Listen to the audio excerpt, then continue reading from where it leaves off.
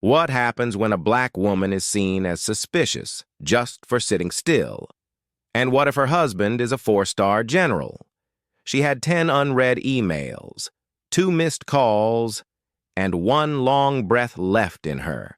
Danielle Prescott needed a moment. Not because she was overwhelmed, not because the day had worn her down, but because this was the only part of the day that was truly hers. It was just after 2 p.m. in Carmel, Indiana, a quiet suburb with well-kept lawns, well-meaning smiles, and well-drawn boundaries, the kind that didn't need to be posted on signs. You just knew. Danielle sat alone under a sycamore tree in Flowing Well Park. Her laptop bag was beside her, her tablet still warm from a Zoom meeting she had wrapped up in the car. She wore a pressed blouse, navy slacks, low heels, and a ponytail that had fought humidity all morning. Everything about her said capable, calm, composed. She wasn't doing anything out of the ordinary. Just sitting, thinking, letting the sun filter through the trees and land on her face. She wasn't from that exact neighborhood, but she wasn't far either. 20 minutes away, executive director of a regional clinic, married, mother of 2, the kind of person who returned shopping carts and answered emails on weekends. She was planning to head home soon. Just needed a minute to decompress before traffic, and maybe finish the smoothie she'd picked up earlier. No loud music, no phone call. Just a woman on a bench catching her breath. A silver SUV passed by slowly in the background. Danielle glanced up briefly, but didn't think much of it. People came and went in parks all the time. But what she didn't see was the driver. A woman, mid-50s, sitting on the phone, parked at the end of the curb, watching. Inside the SUV, she muttered, "I don't know. She's just been sitting there. She looks like she doesn't belong." Could be nothing. But still. Then she added, "She keeps looking around like she's watching the houses or something." The 911 dispatcher answered flatly, "Okay, ma'am. We'll send someone to check it out." Back at the bench, Danielle was skimming through notes for tomorrow's board meeting. She made a small correction with her finger on the tablet screen and sighed, thinking about how she could get the new pediatric wing funded by the end of Q3. That's when a patrol car pulled into the lot. Then a second one followed. 2 officers stepped out. One adjusted his belt. The other squinted in her direction. Danielle looked up briefly, expecting maybe a friendly wave or a nod. But they didn't smile. They didn't wave. They walked directly toward her like they had a purpose, one hand near the holster, the other gripping a radio. Danielle blinked. She wasn't nervous. Not yet. More confused than anything. "Afternoon, ma'am," the taller officer said. "Hi," Danielle replied, polite but cautious. "Is something wrong?" "Can we ask what you're doing here today?" he asked, not conversational, controlled. She frowned slightly, sat up straighter. "I was just sitting here finishing up some work before heading home." "Why?" The second officer glanced at her bag. "You live around here?" "I live about 20 minutes from here," she said.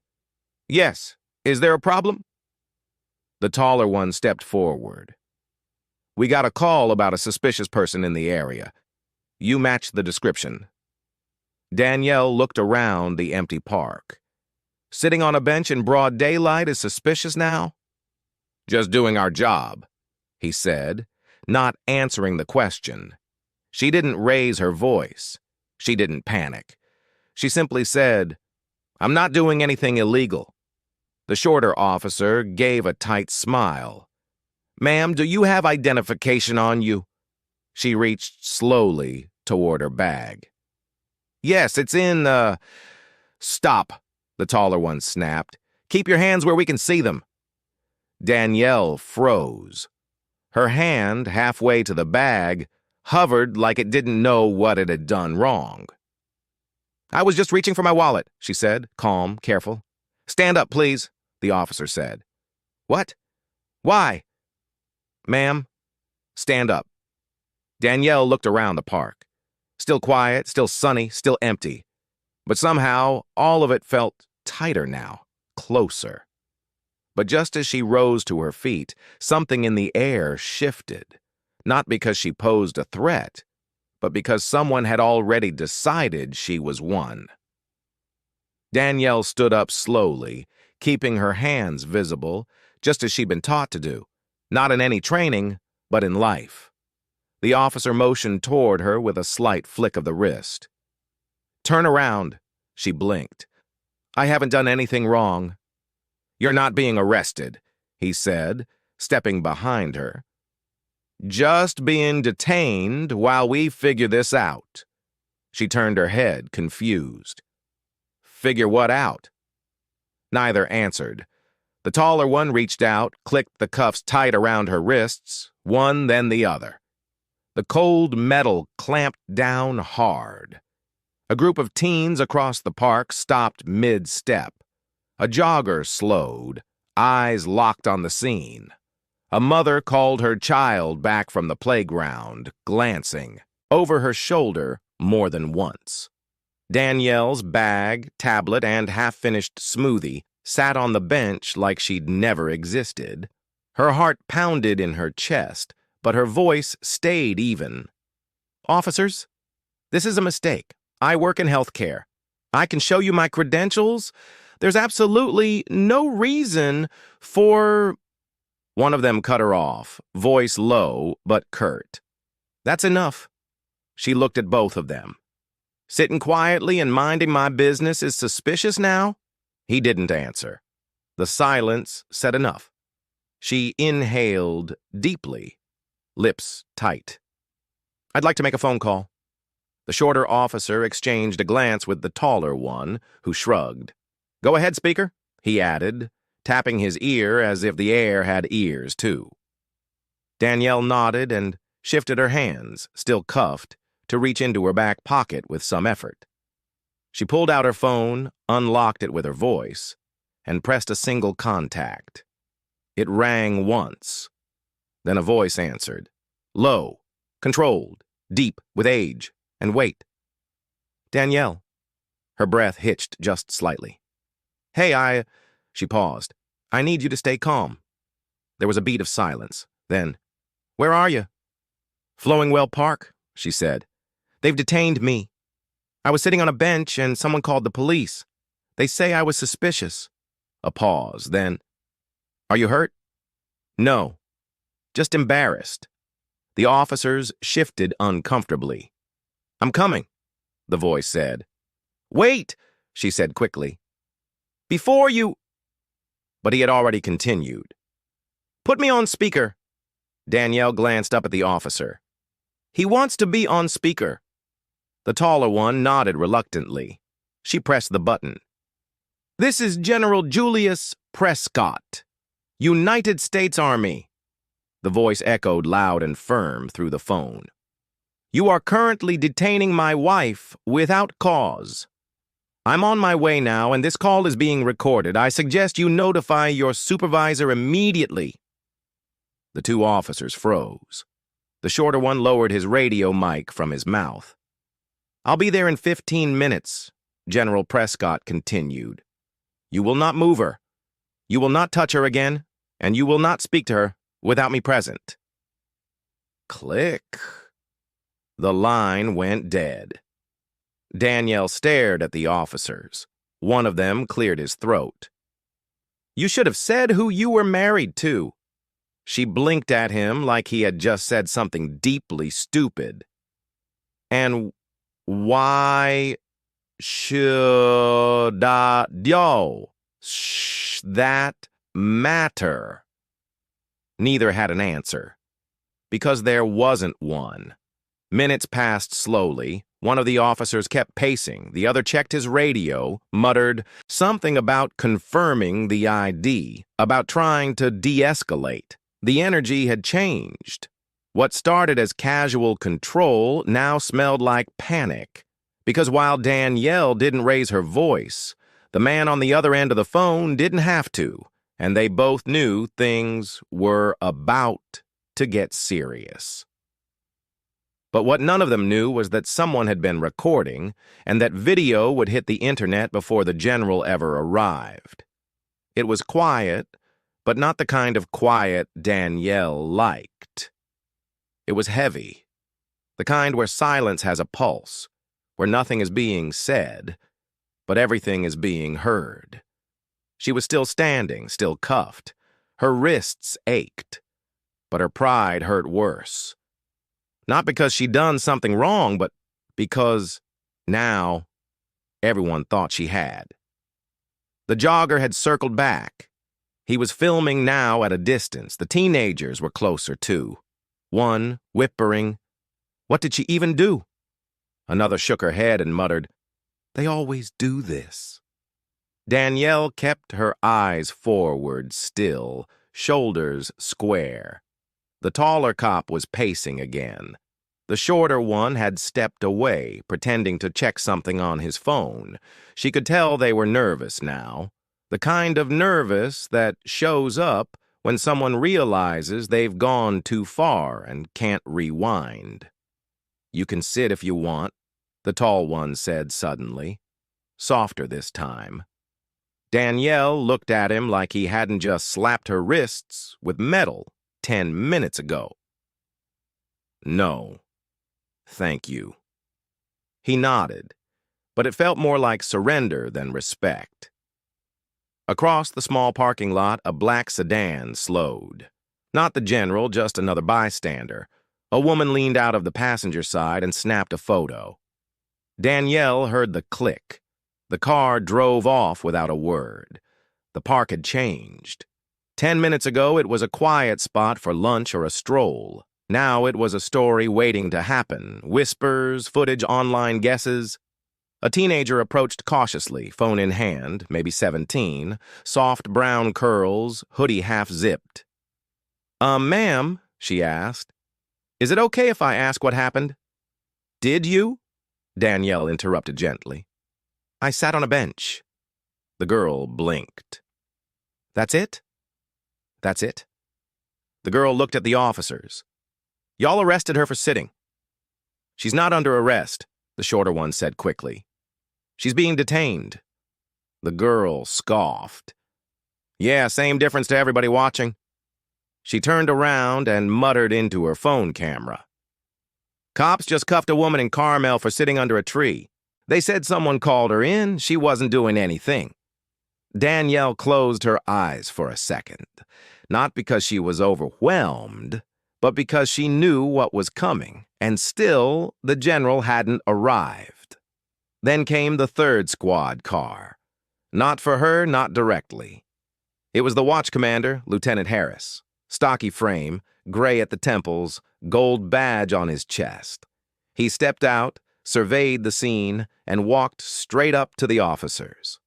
No smile, no greeting. "What's going on?"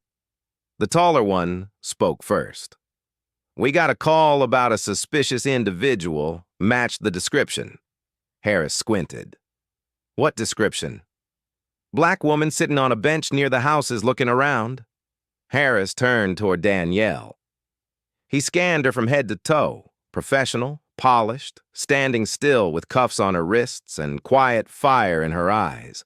He turned back. "And that called for handcuffs?" She reached toward her bag, the officer explained. "Could have been a weapon." "Did she threaten you?" "No." "But did she refuse to give ID?" "She tried, but did she raise her voice, curse at you, physically resist?" "No, sir." "But take the cuffs off?" The officer hesitated.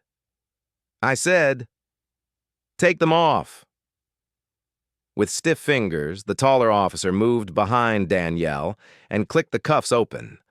She rotated her wrists slightly, red lines visible against her skin.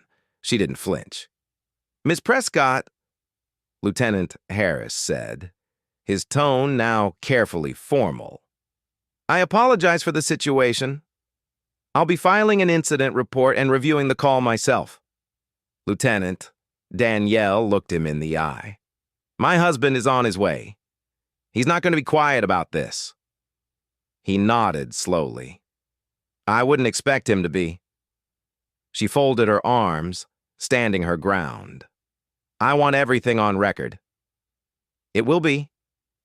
But she didn't have to say it again, because just then, a black SUV rolled to the curb, and the man inside was already opening the door.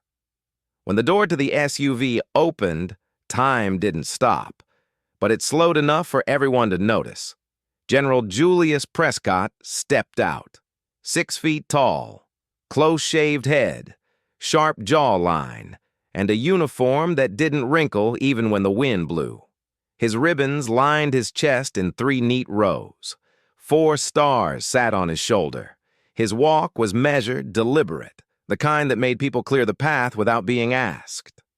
The teens across the park fell silent. Phones dropped a few inches. Even the jogger, still pretending to stretch near the trail, sign stood up straighter. Danielle didn't blink. She'd seen that walk hundreds of times in ceremonies, in airports, in their hallway at home. But now it wasn't just her husband. It was the full weight of his name. He walked straight toward her, not rushing, not angry, just focused. "Are you okay?" he asked, his voice low.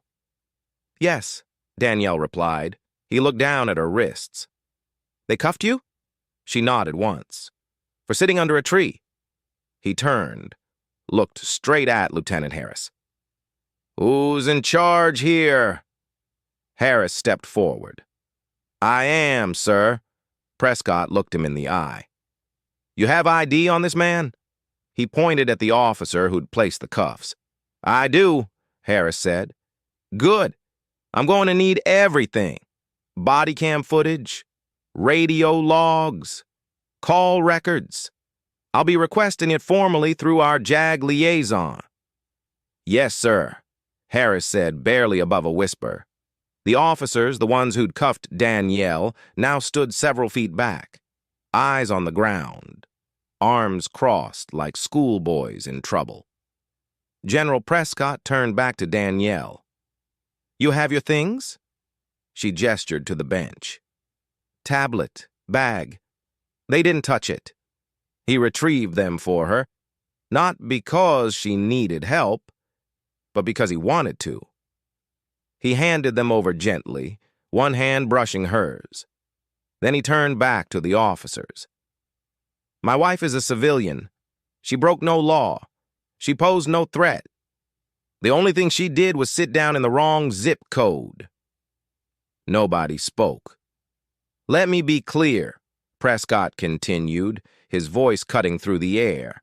"You don't get to treat people like this. Not her, not anyone. If her last name wasn't mine, she'd still be cuffed right now." He let that sit.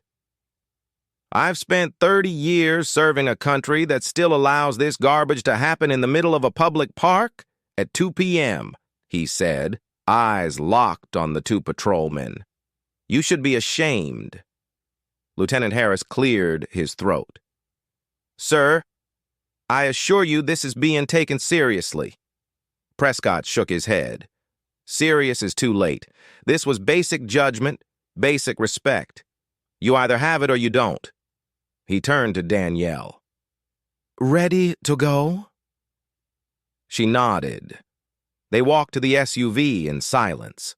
Phones were still rolling, eyes were still wide, no one stopped them. Before he got into the driver's seat, General Prescott paused and looked back one last time. "To the woman who called this in," he said, scanning the nearby houses.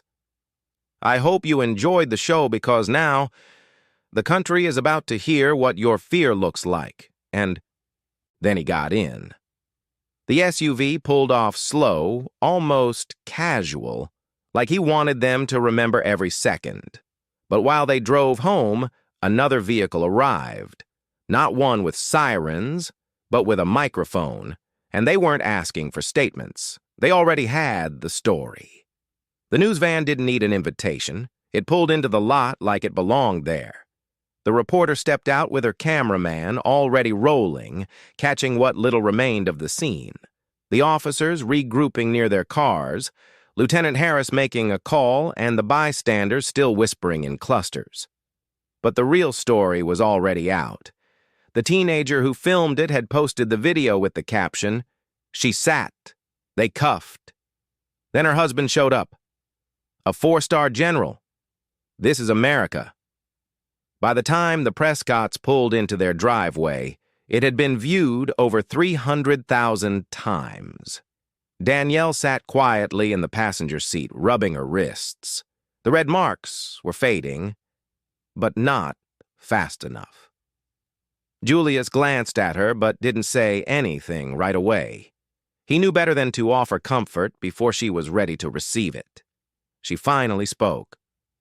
"I wasn't scared. I was angry, then embarrassed. But now," she shook her head, "now I'm tired." He nodded, eyes still on the road. "You don't have to explain that to me." Danielle took out her phone. Dozens of texts, missed calls, group chats blowing up. Her sister had already seen the clip. So had a board member from her job.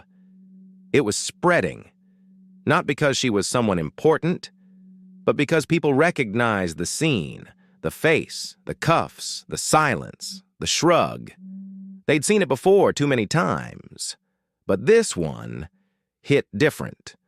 The news anchor was already reporting it live by the 5:00 broadcast.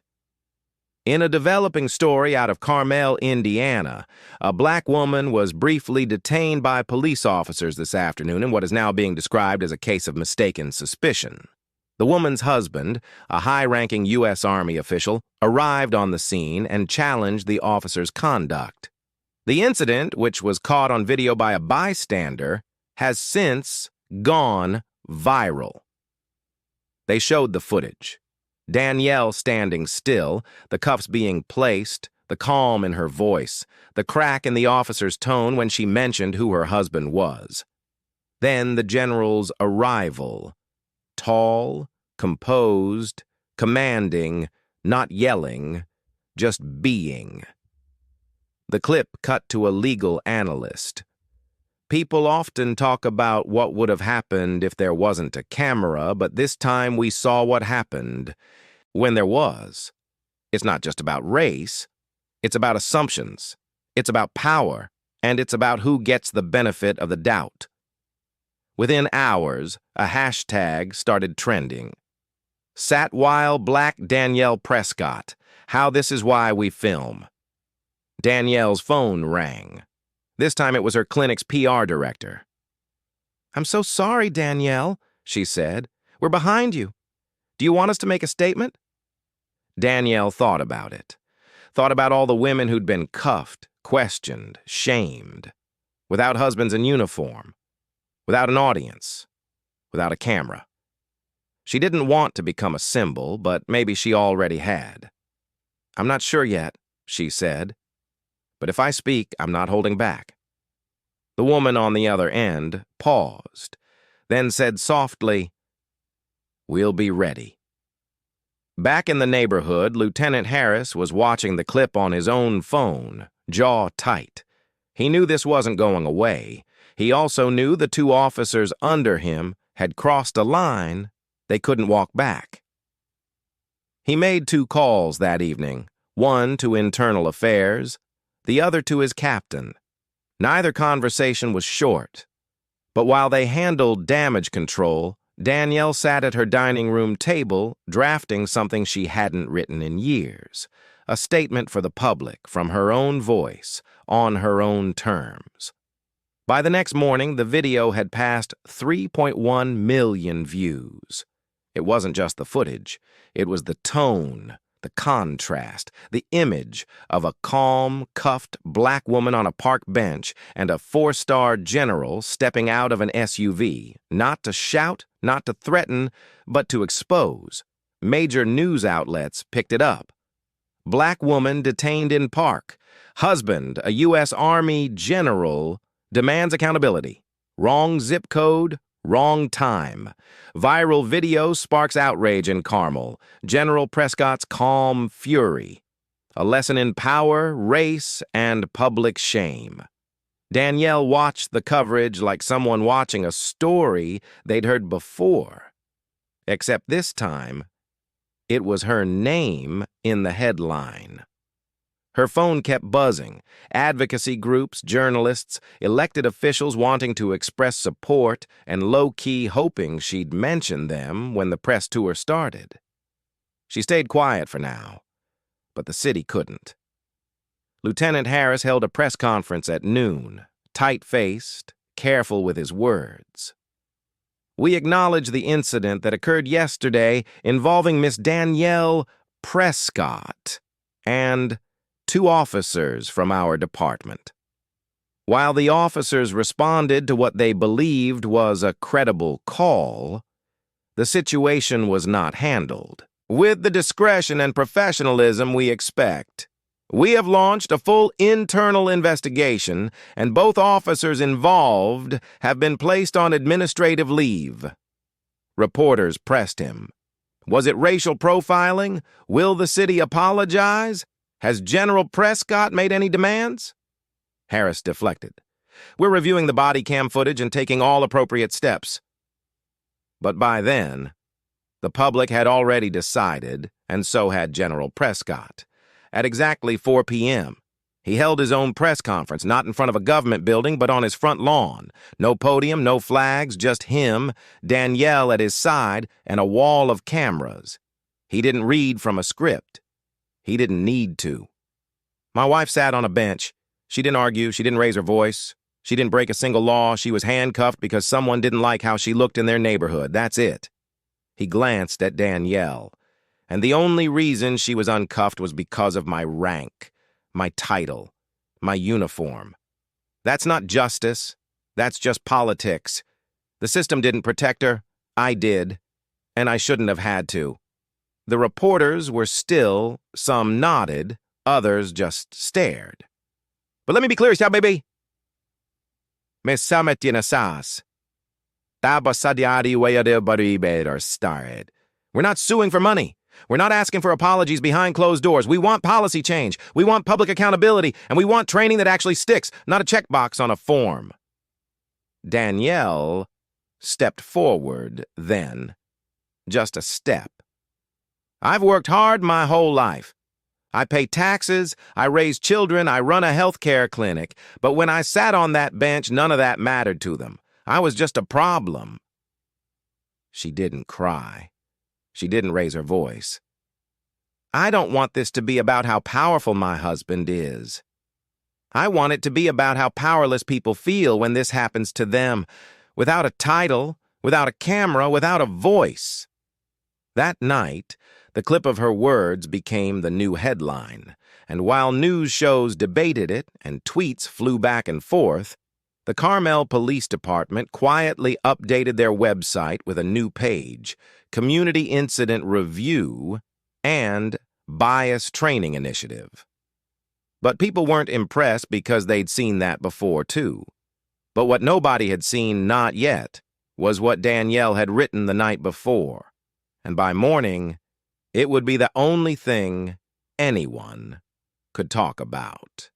At 7:41 a.m., Danielle clicked post. No team of editors, no stylists, just her iPhone, her thoughts, and a heart that hadn't stopped racing since yesterday. The caption was, short. Here's what I needed to say in my own words. Below it was a 2-minute video. No music, no graphics, just Danielle seated at her kitchen table, sunlight pouring in from the window behind her.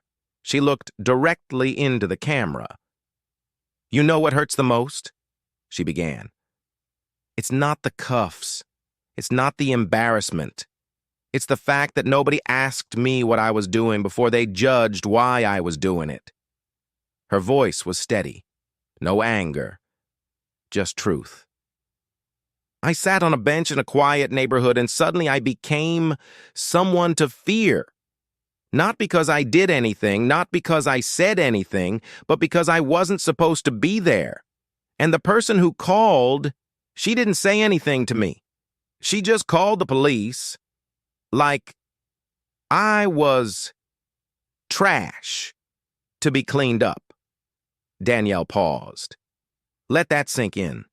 They didn't see a woman, they didn't see a mom or a professional or a wife. They saw a problem, and the minute I opened my mouth to defend myself, I became non-compliant. I became a risk. A box they could check to justify the way they handled me. Her eyes didn't waver. I didn't get dignity until my husband showed up in a uniform, until power walked up behind me. But what about the women who don't have that? What about the women who get cuffed, dragged, arrested, humiliated with no general walking in behind them? She leaned slightly closer. I'm not special, and I shouldn't have to be treated like a human being. The video ended with 10 seconds of silence. Just her face, just her eyes. Then it faded to black. By noon, the clip had passed 5 million views. Comments poured in, not just from supporters, but from women. Black women, brown women, Asian women, white women. Stories stacked up in the replies like bricks in a wall. Stories of being followed, doubted, silenced, pushed aside. And then came the ripple Danielle hadn't expected.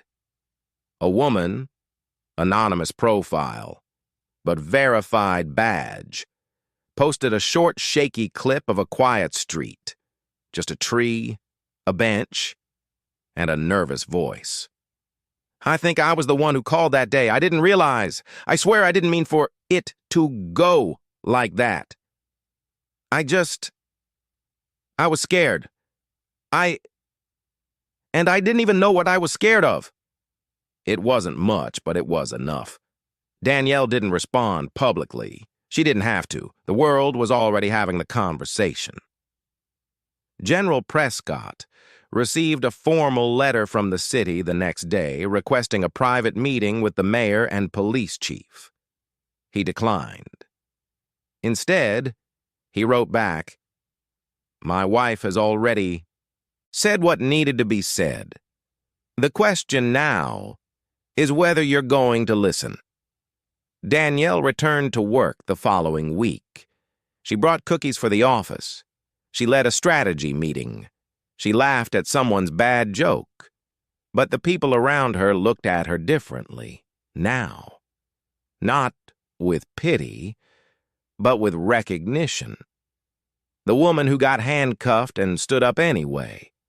The woman who said the quiet part out loud. The woman who turned a bench into a battleground and never raised her voice.